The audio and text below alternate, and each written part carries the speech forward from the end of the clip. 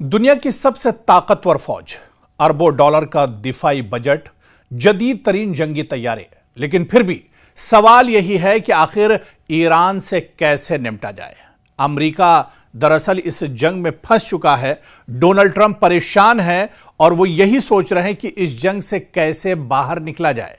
यह सवाल सिर्फ टीवी डिबेट्स में नहीं उठ रहा, बल्कि वॉशिंगटन के ताकत के जो केंद्र है, जो मरकज है, चाहे व्हाइट हाउस हो या पेंटागन, यहां पर भी जेर बहस है कि अमरीकी हुक्काम मुसलसल मशावरत कर रहे हैं कि अगर मशरिक़ वुस्ता में कशीदगी मजीद बढ़ती है तो अमरीका की आइंदा की हिकमत अमली क्या होनी चाहिए।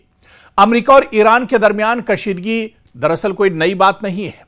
पिछले कई महीनों से लगातार अमरीका ईरान के दरमियान जंग लगातार चल रही है।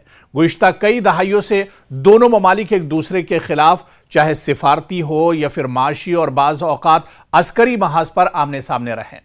ताहम हालिया महीनों में हालात इस कदर पेचीदा हो गए हैं कि हर नई पेशरफ्त के बाद वॉशिंगटन में आला सतह के जो बैठक हैं और जो मीटिंग्स हैं उनकी खबरें सामने आती हैं। व्हाइट हाउस का सिचुएशन रूम दरअसल वो मकाम है जहां अमेरिकी सदर डोनाल्ड ट्रंप, इसके अलावा कौमी सलामती के मुशीर, वजीर दिफा, इंटेलिजेंस इदारों के सरबराहान और दीगर आला हुकाम हसास कौमी सलामती के मामलात पर मशावरत करते हैं। जब भी खित्ते में कोई बड़ा बहरान पैदा होता है, इसी कमरे में, इसी वॉर रूम में मुख्तलिफ अस्करी और सिफारती ऑप्शंस का जायजा लिया जाता है। दूसरी जानब पेंटागन के लिए भी एक बहुत पेचीदा सूरत हाल है। अमेरिका के मशरिक़ वुस्ता में मुतादिद फौजी अड्डे, बहरी जहाज और हजारों अहलकार मौजूद हैं।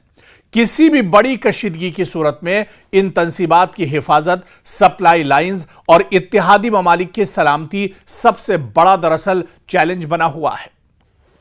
आप देखिए कि ईरान एक के बाद एक मशरिक़ वुस्ता और खलीज के जो मुल्क हैं उन्हें निशाना बना रहा है। चाहे कतर की बात करें, उर्दन की बात करें या फिर इसके अलावा दुबई की बात करें, कुवैत की बात करें, यूएई की बात करें, सऊदी अरब की बात करें, ये दरअसल वो मुल्क हैं जो अमेरिका के इत्तेहादी मुल्क हैं और इन ममालिक में दरअसल अमेरिकी मफादात और अमेरिका का जो इंफ्रास्ट्रक्चर काफ़ी बड़ी तादाद में मौजूद है। और इसकी फिक्र दरअसल अमेरिका को सता रही है क्योंकि ईरान लगातार इनको टारगेट कर रहा है। ईरान ने गुज़िश्ता बरसों में अपने मिसाइल प्रोग्राम्स, ड्रोन टेक्नोलॉजी और फजाई दिफाई निज़ाम पर खास तवज्जो दी है। इसके अलावा खित्ते में मुख्तलिफ इत्तेहादी ग्रुपों के साथ उसके ताल्लुकात भी अमरीकी मनसूबा साजों के लिए एक बहुत अहम उनसुर समझे जाते हैं। और यही वजह है कि किसी भी मुमकिना फौजी कार्रवाई के नतायज सिर्फ एक महाज तक महदूद नहीं रह सकते। इसी दौरान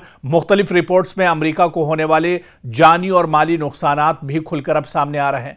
अब तक की जंग में अमेरिका जहां अरबों करोड़ का नुकसान उठा चुका है, तो वहीं उसका जानी नुकसान भी हुआ है, जहां इसके कई फौजी मारे जा चुके हैं, बहुत से फौजी जख्मी हैं। दरअसल यह आदादुशुमार अमेरिका दुनिया से छुपाता है ताकि उसकी कमजोरी खुलकर दुनिया के सामने कहीं ना आ जाए। हालांकि सियासी मुबस्सिरीन का कहना है कि अमेरिका के सामने सिर्फ अस्करी चैलेंज नहीं, बल्कि मशरिक़ वुस्ता में आप देखिए सिफारती और माशी चैलेंज भी एक तरह से मुंह खोले खड़ा है।